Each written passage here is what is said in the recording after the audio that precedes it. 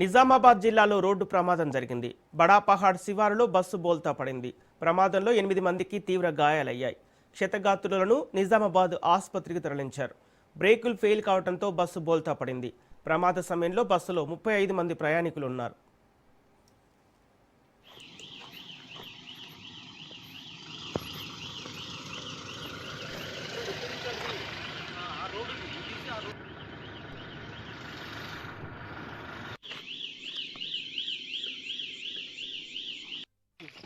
राज पक्का जर బండి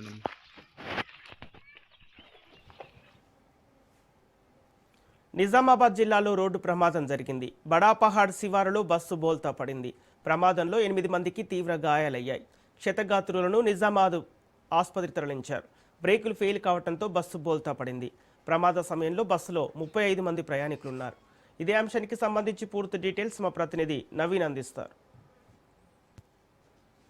ట్యాంక్ సెంపర్ బ్రేకులు ఫెయిల్ కావడంతో ప్రైవేట్ బస్సు బోల్తా పడింది. దీంతో అక్కడ అందులో ఉన్నటువంటి 8 మంది ప్రయాణికులకు తీవ్ర గాయాలయ్యాయి. అయితే ఈ సంఘటన నిజామాబాద్ జిల్లా వర్ణి మండలంలో చోటు చేసుకుంది.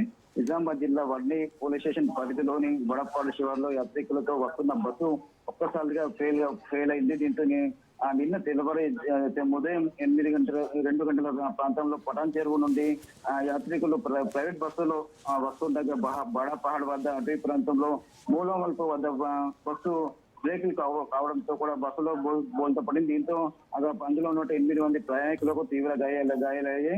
వెంటనే వారిని నిజామాబాద్ ప్రభుత్వ ఆసుపత్రికి తరలించారు. అయితే ప్రమాదం జరిగిన సమయంలో బస్సులో మొత్తం 35 మంది ప్రయాణికులు ఉన్నట్లు కూడా తెలుస్తుంది. అయితే కేసు నమోదు చేస్తున్న పోలీసులు దర్యాప్తు చేపడుతున్నారు. అయితే బ్రేకులు ఫెయిల్ కావడంతో ఈ ప్రమాదం జరిగిందా, ఇంకేమైనా కారణాలు ఉన్నాయనే కోణంలో కూడా పోలీసులు దర్యాప్తు చేపడుతున్నారు. మొత్తం మీద చూసుకున్నట్లయితే ప్రైవేట్ బస్సు బోల్తా పడి ప్రయాణికులు 8 మంది ప్రయాణికులు తీవ్ర కాయడంతో కూడా ఒక్కసారిగా బాణపాడులో తీవ్ర విషాదాలు అనుకున్నాయని చెప్పవచ్చు.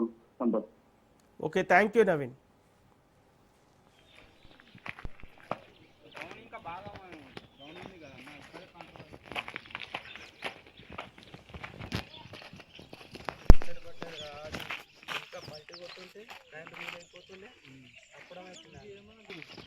राज पक्का जर బండి